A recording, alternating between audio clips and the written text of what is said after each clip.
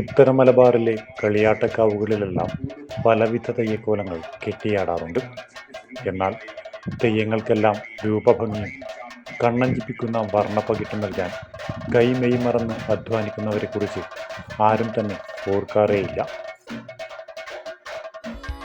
തെയ്യത്തെ നെഞ്ചേറ്റുന്ന വിശ്വാസികളുടെ അറിവിനുമപ്പുറത്ത് തെയ്യങ്ങളെ ഒരുക്കിയിറക്കുന്നതിന് പിന്നിൽ നിരവധി പേരുടെ പ്രയത്നങ്ങളുണ്ട്.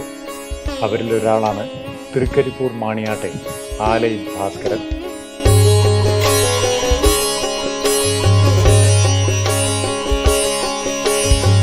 പയ്യന്നൂർ ശ്രീ കാപ്പാട്ടുകഴകം പെരുങ്കളിയാട്ട തിരുമുറ്റത്ത് വിവിധ തെയ്യക്കോലങ്ങൾ ആടിത്തിമർക്കുമ്പോൾ പ്രധാന ഭഗവതിമാരുടെ ഉടയാടകൾ തയ്ച്ചെടുക്കുന്ന തിരക്കിലാണ് ഭാസ്കരൻ എന്ന തെയ്യങ്ങളുടെ തയ്യൽക്കാരൻ. കഴകം ഭണ്ഡാരപ്പുരക്കരികിലിരുന്ന് കാപ്പാട്ട് ഭഗവതിയുടെയും പോർക്കലി ഭഗവതിയുടെയും ഉടയാടകൾ തയ്ച്ചെടുക്കുകയാണ് അദ്ദേഹം.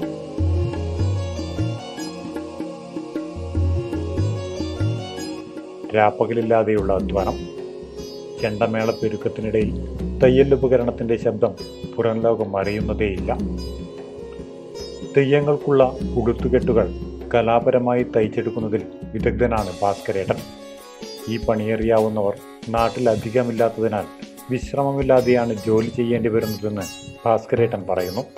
ഏറെ ക്ഷമയും അതിലേറെ ശ്രദ്ധയും വേണ്ട ജോലിയാണിത്. വെള്ളയും കറുപ്പും ചുവപ്പും തുണികളെ പ്രത്യേക അളവിൽ മുറിച്ചെടുത്ത് സൂക്ഷ്മതയോടെ കലാപരമായി തയ്ച്ചെടുക്കുകയാണ് ചെയ്യുന്നത്. ഇതിന് കൃത്യമായ അളവും കണക്കുമുണ്ട്.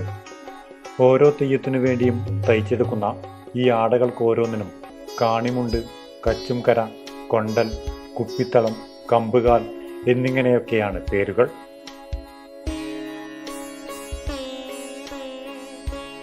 ഓരോ തെയ്യവും അണിയുന്ന വസ്ത്രങ്ങൾക്കും അലങ്കാരങ്ങൾക്കും വ്യത്യസ്തതയുണ്ട്.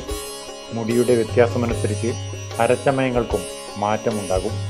എന്തായാലും ഇവയെല്ലാം തന്നെ ഏറെ മികവോടെയാണ് ഈ കലാകാരൻ തയ്ച്ചെടുക്കുന്നത്.